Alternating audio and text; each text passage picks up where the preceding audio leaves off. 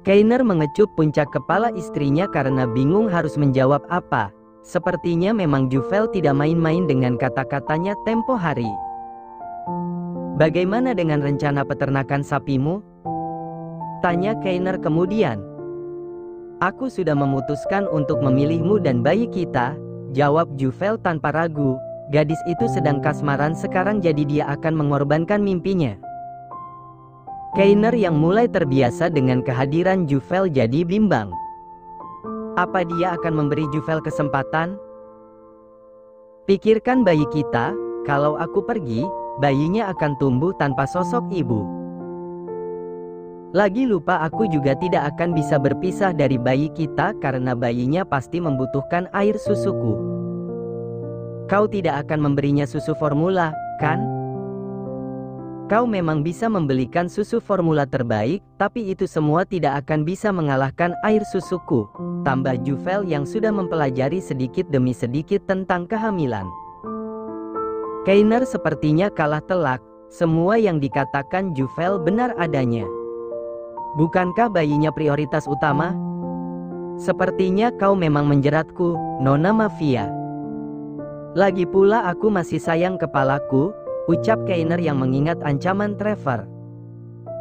"Dediku mafia sejati, dia tidak akan main-main." Juvel menambahi ancaman itu yang membuat Kainer tidak bisa menolak. Dia jadi membayangkan kepalanya ditebas oleh mertuanya sendiri. Kainer kemudian membalik tubuh istrinya supaya berhadapan dengannya. Mereka saling bertatapan dan berciuman dengan lembut, bukan ciuman menggebu-gebu saat mereka akan mulai bercinta. "Jadi perjanjian itu batal, kan?" tanya Juvel memastikan. "Iya, kita akan menjadi orang tua untuk bayi kita," jawab Kainer yang membuat Juvel langsung memeluknya. Akhirnya Kainer menggakui Juvel sebagai ibu dari bayinya. Semua rencana yang telah mereka susun sirna begitu saja. Julian memandangi Irene yang tertidur bersama Chet. Dengan perlahan Julian menggendong Irene dan membawanya ke kamarnya. "Kau pasti kelelahan mengurus bocah itu, kan?" gumam Julian saat membaringkan tubuh Irene. "Tunggulah di sini sebentar," karena ucap merasa Kainer tubuhnya kemudian. berpindah tempat. Akhirnya Irene Lelaki terbangun. itu Beranjak masuk ke dalam kamar, kemudian mengambil koper yang sudah dipersiapkan oleh Lukas sebelumnya. Irene Di dalam langsung koper memeluk itu lelaki terdapat itu. vitamin dan susu hamil. Semenjak untuk mereka Juvel. pindah ke apartemen, Kainer Julian membuat sering satu pergi gelas dan susu tidak dan kembali. memberikannya pada istrinya. "Kau merindukanku? Waktunya minum Tanya susu," Julian yang ucap membalas Kainer yang pelukan membuat gadis Juvel itu sampai jengah tubuh sendiri. Irene tenggelam di dadanya. "Jangan lupa vitaminnya juga," Irene tambah Kainer menganggukkan yang juga kepalanya. memberikan 2 Dia kapsul sangat vitamin kewalahan dengan mengurus jenis Chet berbeda pada sendirian, Juvel. Apalagi harus mengantar dan menjemput Kalsium bocah itu bayiku sekolah. harus terpenuhi.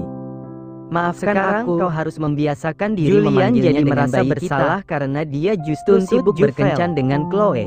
Juvel tidak suka. "Kau meminta Kainer maaf yang padaku? selalu mengklaim bayinya Apa adalah aku tidak salah miliknya dengar?" sendiri. Irene mencoba Setelah melepaskan meminum diri susu dari dan juga dekapan vitaminnya, Juvel kembali Irene berbaring di memukul kasur. dada Julian yang keras. Dengan nakal, "Jangan dia pergi-pergi mengangkat lagi. satu kakinya dan mengarahkannya Jangan ke dada memasang wajah Kainer. "Imut begitu nanti aku bisa Aku hilang menagihnya. kendali. Bukankah kau mengobrol Ucap tubuhmu Julian padaku?" yang membuat Irene langsung Tanya siaga. Juvel Juvel berusaha menggoda. Irene kemudian Aku tidak berlari sabar menuju merasakan kamarnya serangan untuk nuklirmu. mengambil sesuatu untuk dia laporkan pada Julian. Dan hal itu semakin membuat Kainer Sepertinya merasa toko lucu buku yang karena kita seorang kunjungi gadis waktu amatir itu yang adalah berusaha penipu. menggodanya. Buku Putri Kainer Duyung ini berusaha sobek memberikan bagian ending rangsangan pada ceritanya, Juvel tapi kenapa supaya mereka istrinya menjualnya? rileks. Keluh Irene yang memberikan "Diamlah dan buku dongengnya nikmati pada apa yang aku Julian. lakukan padamu." Sebagai Tangan pelaku Kainer dari mulai penyobekan bergerak buku melucuti itu, kain tentu yang saja melekat pada Julian tubuh pura-pura istrinya. tidak tahu. "Kau sudah membacanya?" tanya Julian mengalihkan pembicaraan. "Iya, tapi aku penasaran dengan endingnya," ungkap Irene yang merasa kecewa. "Aku akan menceritakan endingnya, jadi kemarilah." Julian menepuk pahanya supaya Irene duduk di sana. Irene menurut dan duduk di paha Julian dengan wajah yang dipenuhi rasa penasaran. Hidup Putri Duyung bahagia bersama pangeran karena pangeran sadar jika yang menyelamatkan hidupnya adalah Putri Duyung. Mereka menikah dan bahagia, Putri Duyung jadi manusia sepenuhnya, ucap Julian dengan menyelipkan rambut Irene di telinga gadis itu. Kau harus percaya dengan ceritaku, Irene. Pagi-pagi saat Irene terbangun, dia tidak mendapati Julian di sampingnya padahal dia mengingat jelas semalam mereka tidur bersama. Irene kemudian berlari keluar kamar dan mencari Julian tapi tidak mendapati lelaki itu. Kemana Julian? Gumam Irene yang kembali merasa kecewa. Padahal dulu dia biasa saja saat Julian pergi seenaknya tapi sekarang berbeda, Irene merasa kehilangan jika Julian jauh darinya. Irene mencoba mengerti, lebih baik dia mempersiapkan keperluan Chet sekolah. Irene mulai memasak untuk sarapan dan bekal Chet. Harum sekali, ucap Chet yang baru bangun tidur dan mencium aroma masakan Irene. Sudah bangun? Tanya Irene dengan seulas senyuman. Sebentar lagi kakak selesai, setelah itu kau harus mandi dan bersiap sekolah. Chet menganggukkan kepalanya dan menunggu Irene di meja makan. Pada saat itu buku dongeng Irene ada di atas meja, gadis itu memang membawanya keluar dari kamar Julian. Wow, mermaid! Seru Chet sambil membuka buku dongeng itu. Kau pasti sudah pandai membaca, kan? Kau pasti suka dengan ceritanya. Tegur Irene yang melihat Chet dari arah dapur. Chet menggeleng. Aku sudah membaca cerita mermaid di sekolah dan tidak menyukai ceritanya. Kenapa? Irene sampai mendekati Chet karena tidak percaya dengan kata-kata bocah itu padahal ceritanya kan bagus. Putri Duyung itu berhasil mengubah takdir hidupnya, aku bahkan ingin menjadi seperti Putri Duyung. Kak Irene ingin mati? Tanya Chet yang tahu cerita asli Putri Duyung. Mati? Tanya Irene balik. Bukankah akhir cerita dari Putri Duyung adalah kematian? Putri Duyung menenggelamkan diri ke lautan dan menjadi buih karena melihat pangeran menikah dengan wanita lain, ucap Chet yang membuat Irene menggelengkan kepalanya. Kau pasti berbohong. Tapi itu cerita yang aku baca. Lebih baik Kak Irene baca cerita lengkapnya di perpustakaan sekolahku karena buku yang kakak punya tidak lengkap dan robek di belakang. Sepertinya ide Chet tidak buruk, Irene ingin memastikannya sendiri. Julian tidak akan membohongiku, kan? Batin Irene. Irene mengantar sekolah Chet dibantu oleh anak buah yang Julian perintahkan untuk menjaga mereka. Kalau biasanya Irene akan berjalan-jalan ke taman sambil menunggu Chet pulang sekolah, hari ini dia ingin pergi ke perpustakaan untuk membaca buku dongeng Putri Duyung yang lengkap. Beruntung perpustakaan dibuka untuk umum. Ini dia, ucap Irene saat berhasil menemukan apa yang dia cari. Irene langsung membuka buku dongeng itu di bagian endingnya, Irene membaca dengan seksama. Tanpa sadar air mata Irene menetes karena cerita versi Chet benar adanya. Julian membohongiku, ucap Irene kecewa. Saat jam pulang sekolah, Irene mengajak Chet untuk pergi ke mall karena dia ingin membuat suasana hatinya kembali ceria. Dia mendapat rekomendasi dari anak buah Julian jika wahana permainan di mall pasti akan membuat mood Irene kembali membaik. Kau pasti sering bermain di sini, kan? Tanya Irene pada Chet saat mereka sampai. Aku jarang bermain di mall, jawab Chet sambil menunduk. Bocah itu mengingat perlakuan Clara padanya. Jangan sedih, kita akan bermain bersama. Bujuk Irene dengan menggandeng tangan Chet untuk memasuki mall. Sebenarnya ini pengalaman pertama Irene pergi sendirian ke mall tanpa Julian. Dia agak takut jika membuat kesalahan tapi Irene mencoba memberanikan diri. Tapi ada sesuatu yang tak terduga saat Irene masuk ke mall dan mencari wahana permainan berada. Irene melihat Julian bersama Chloe di sana. Gilanya Chloe merangkul Julian dengan mesra. "Kenapa Paman Julian bersama dengan Auntie Chloe?" tanya Chad yang melihat ke arah pandang Irene. Irene tidak mampu menjawab karena dia merasa nasibnya sama seperti Putri Duyung. "Julian akan membuangku," ucap Irene pilu. "Ayo kita pulang saja, Chad," ajak Irene sebelum Julian dan Chloe menyadari keberadaannya. Sebenarnya Chad ingin mendatangi Chloe, tapi karena melihat wajah Irene yang bersedih membuat Chad mengurungkan niatnya. "Tenang saja Kak Irene, kalau aku sudah besar nanti aku pasti akan menikahimu," bujuk Chad supaya Irene tidak bersedih lagi. "Mungkin pada saat itu, aku sudah menjadi perawan tua," sahut Irene dengan kekehan kecil karena sedikit terhibur. Mereka berdua pergi meninggalkan mall sementara Julian yang tidak menyadari keberadaan Irene sebelumnya tampak jengah dengan Chloe. Sudah beberapa kali mereka berkencan tapi Julian belum mendapat informasi apapun. Sepertinya memang Chloe tidak mengetahui informasi apapun mengenai ayah kandung Chad. "Sial, rubah betina ini membuang banyak waktuku," umpat Julian dalam hatinya. Julian memandangi Chloe yang tengah sibuk memilih baju seksi di sebuah toko yang ada di mall. Chloe memilih baju yang cantik dan juga mahal harganya. "Aku sudah selesai sayang," ucap Chloe yang tentu saja tujuannya supaya Julian membayarkan belanjaannya. Julian mengeluarkan kartunya untuk membayar. Baru kencan beberapa hari saja Julian sudah mengeluarkan uang dalam jumlah besar. Setelah selesai berbelanja, Chloe berniat ingin menggoda Julian. Dia sekarang sangat yakin jika Julian kaya dan juga royal. "Sayang, bagaimana kalau kita ke hotel?" tanya Chloe saat mereka dalam perjalanan. Chloe sengaja menyilangkan kakinya yang membuat paha mulusnya bisa dilihat oleh Julian. Julian melirik sejenak, dia tidak tertarik sama sekali. Hanya Irene yang menarik di matanya sekarang. "Aku memang mau membawamu ke hotel," jawab Julian dengan dingin. Chloe kesenangan mendengarnya, akhirnya Julian akan menjadi miliknya seutuhnya. Tapi bukannya dibawa ke hotel mewah, Chloe justru bingung karena dibawa jauh keluar kota, bahkan memasuki kawasan yang sepi dan juga hutan. "Kita mau kemana sayang?"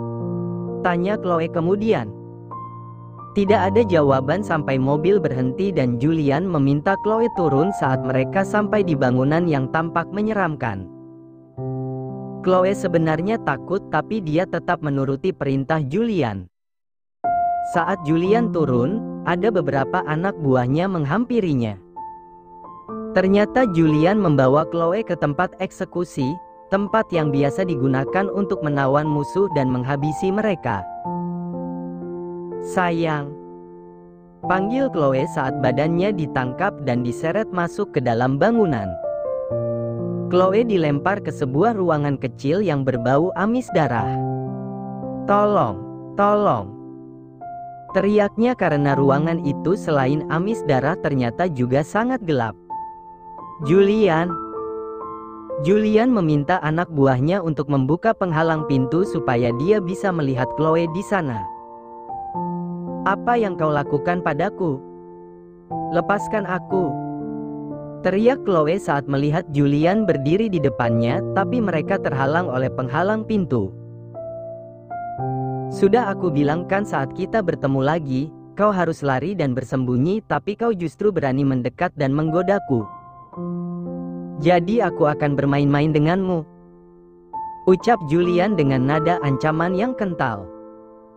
"Kau harus merasakan bagaimana menjadi Irene yang kau kurung dan siksa dari kecil," tambahnya. "Apa? Tidak, jangan lakukan itu padaku," Aku berjanji tidak akan mengganggumu dan Irene lagi, tapi tolong lepaskan aku. Chloe yang ketakutan memohon belas kasih dari Julian. Tidak akan semudah itu. Aku akan menjemput ibu dan kakakmu supaya kau tidak sendirian di sini. Jadi tunggulah kedatangan mereka. Julian langsung pergi dan penghalang pintu ditutup lagi. Hanya ada suara teriakan Chloe yang Julian dengar. Julian kembali ke dalam mobilnya dan menyender sebentar sebelum menjalankan mobil itu. Dia jadi memikirkan Irene sekarang. Apa aku harus membelikan sesuatu untuk putri duyung kecil itu? Gumam Julian yang rindu bermain dengan Irene. Rasanya dia sudah lama tidak bermain lobak dengan gadis itu, jadi Julian akan merayunya. Kalau dipikir-pikir selama beberapa hari semenjak Juvel bulan madu, Julian tidak mengalami mual dan muntah, maka dari itu Julian bisa jauh dari Irene. Apa simpatik itu mulai pudar saat Juvel menerima kehadiran bayinya? Gumam Julian yang berinisiatif ingin membuktikannya.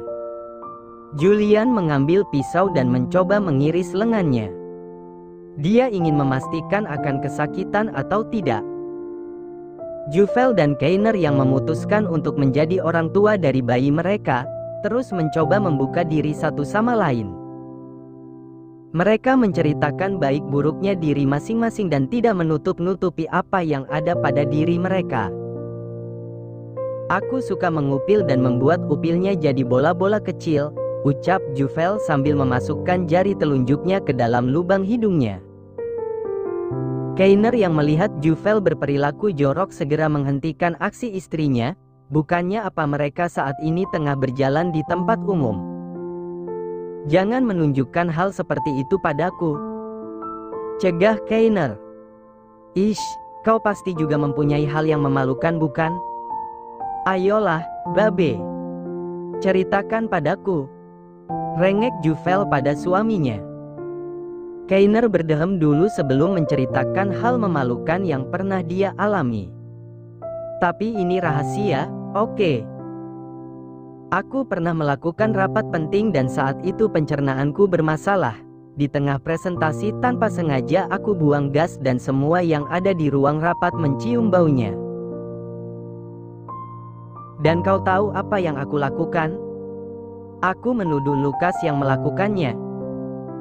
Setelah bercerita, Keiner tertawa begitu lepas, mulutnya menganga lebar. Rasanya baru kali ini Juvel melihat suaminya tertawa lepas seperti itu. Padahal ceritanya tidak lucu, tapi karena melihat Keiner yang tertawa, Juvel juga ikut tertawa. Sepertinya ada konser musik di sana, bagaimana kalau kita melihatnya? Ajak Keiner sambil menunjuk kerumunan yang ada di depan mereka. Konser musik di tengah jalan? Aku belum pernah melihat hal seperti itu, ucap Juvel yang mengikuti langkah suaminya. Konser musik jalanan itu begitu ramai, Keiner dan Juvel ikut masuk dalam kerumunan. Mereka menikmati hal baru yang selama ini mereka belum pernah rasakan. Ternyata menjadi orang biasa lumayan menyenangkan, ucap Keiner dan Juvel kompak. Mereka kemudian saling bertatapan dan kembali tertawa bersama karena isi pikiran mereka yang sama. Keiner selalu sibuk dengan urusan pekerjaannya dan Juvel yang selalu mengurus urusan dunia gelap yang melelahkan. Setelah selesai melihat konser musik jalanan itu, Keiner dan Juvel kembali ke kamar hotel. Mereka langsung bercumbu saat pintu tertutup. Mereka saling membuka pakaian sampai hanya menyisakan pakaian dalam saja. Keiner membimbing Juvel untuk masuk kamar mandi. Kita mandi bersama, bisiknya. Juvel yang tahu jika mandi mereka bukan mandi biasa menganggukkan kepala dan pasrah saat tubuhnya digendong oleh suaminya. Aku tidak tahan, cepatlah Keiner, pinta Juvel saat tubuhnya mulai terasa panas oleh sentuhan suaminya. Tapi pada saat itu tiba-tiba Keiner melihat ada cairan merah di dalam bathtub. Dia langsung panik karena takut Juvel pendarahan dan bayi mereka terancam. Babe. Keiner memeriksa tubuh istrinya dan dugaannya salah karena ternyata lengan Juvel yang terluka. Ada apa ini? Tanya Keiner yang bingung karena lengan istrinya tiba-tiba terluka dan mengeluarkan darah. Pasti Julian sedang terluka. Jawab Juvel yang sangat yakin itu adalah ulah saudaranya. Tanpa menunggu lama Keiner langsung beranjak untuk mencari kotak P3K lalu Keiner segera mengobati luka Juvel. Jadi begini kembar simpatik kalian? Tanya Keiner sambil mengingat penjelasan Juvel mengenai kembar simpatik waktu itu dan dia juga mengingat luka di punggung istrinya. Bukankah ini berbahaya? Bagaimana kalau Julian terluka di perutnya? Itu berbahaya untuk bayi kita. Juvel tentu saja tahu akan hal itu tapi dia percaya jika Julian akan baik-baik saja. Tenanglah, Babe. Aku yakin Julian bisa menjaga diri. Bujuk Juvel. Katakan pada Julian, dia harus waspada. Keiner jadi emosional. Dia tidak mau kehilangan bayinya lagi.